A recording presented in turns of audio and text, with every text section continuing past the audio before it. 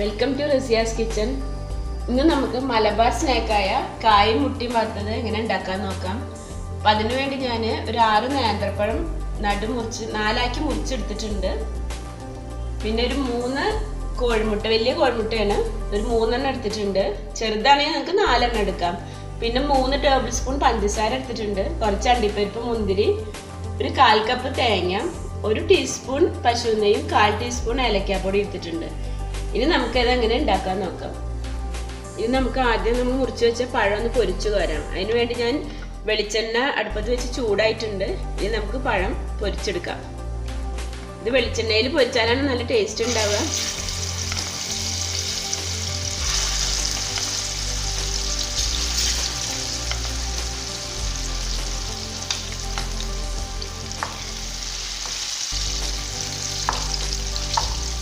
നമുക്കിതൊരു മീഡിയം ഫ്ലെയിമിൽ പൊരിച്ചെടുക്കാം. ഇപ്പം നമ്മൾ പഴമൊക്കെ നല്ല പാകത്തിന് നല്ലൊരു ഗോൾഡൻ ബ്രൗൺ കളർ ആയിട്ടുണ്ട്. ഇനി നമുക്കത് എണ്ണയിൽ നിന്ന് മാറ്റാം. ഇനി ഇതുപോലെ തന്നെ നമുക്ക് ബാക്കി പഴം കൂടി പൊരിച്ചു കോരാം. ഇപ്പം നമ്മളെ പഴം മുഴുവൻ പൊരിച്ചു കോരി എണ്ണ വാർന്നിട്ടുണ്ട്. ഇനി നമ്മൾ എടുത്തു വെച്ചിട്ടുള്ള ഈ മുട്ട നമുക്ക് ഈ ബൗളിലേക്ക് ഒഴിച്ചു കൊടുക്കാം. പിന്നെ നമ്മൾ എടുത്തു വെച്ച പഞ്ചസാര ഒരു 1/4 ഭാഗം നമുക്കിതിലിട്ട് ഒന്ന് അടിച്ചെടുക്കാം.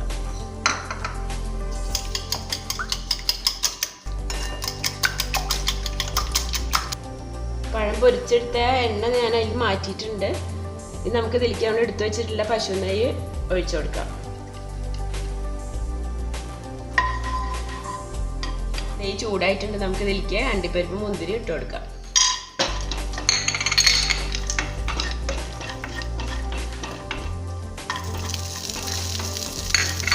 ഇതൊന്ന് റോസ്റ്റ് ആയി വന്നു കഴിഞ്ഞാൽ നമുക്ക് എടുത്തു വെച്ചിട്ടുള്ള തേങ്ങ ഇതിലേക്ക് ചേർക്കാം. അണ്ടിപ്പരിപ്പ്, മുന്തിരിയൊക്കെ റോസ്റ്റ് ആയിട്ട് വന്നിട്ടുണ്ടെങ്കിൽ നമുക്ക് ഇതിലേക്ക് എടുത്തു വെച്ചിട്ടുള്ള തേങ്ങ ചേർത്ത് കൊടുക്കാം. നമ്മളോട് കുറച്ച് പഞ്ചസാര മാറ്റി വെച്ചിട്ടുണ്ടല്ലോ, പഞ്ചസാര ഇതിലേക്ക് ചേർക്കാം.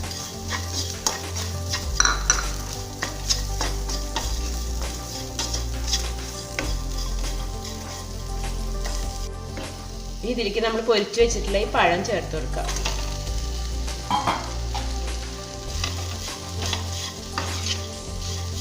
ഒന്ന് മിക്സ് ചെയ്തതിന് ശേഷം നമ്മൾ കോഴിമുട്ട പഞ്ചസാര ഇട്ട് അടിച്ചു വെച്ചിട്ടുണ്ടല്ലോ, അതും കൂടി ഇതിലേക്ക് ചേർത്ത് കൊടുക്കാം.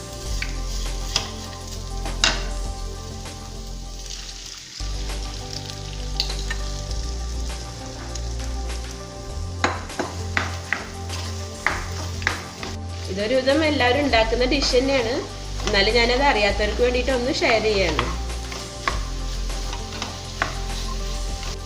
അപ്പോൾ നന്നായി മിക്സ് ആയിട്ടുണ്ട്. ഇനി നമുക്ക് ഇതിലേക്ക് ഏലക്കായ്പ്പൊടി ഇട്ട് കൊടുക്കാം. ഒരു 1/4 ടീസ്പൂൺ ഏലക്കായ്പ്പൊടിയാണ് എടുത്തിട്ടുള്ളത്. ഇത് കായ്പോള പോലെ തന്നെ നല്ല ടേസ്റ്റുള്ള ഒരു ഡിഷാണിത്. പിന്നെ പല സ്ഥലത്തും പലതാ പറയാ. തലശ്ശേരിയിൽ കായ്കൃതം എന്നാണ് പറയാ.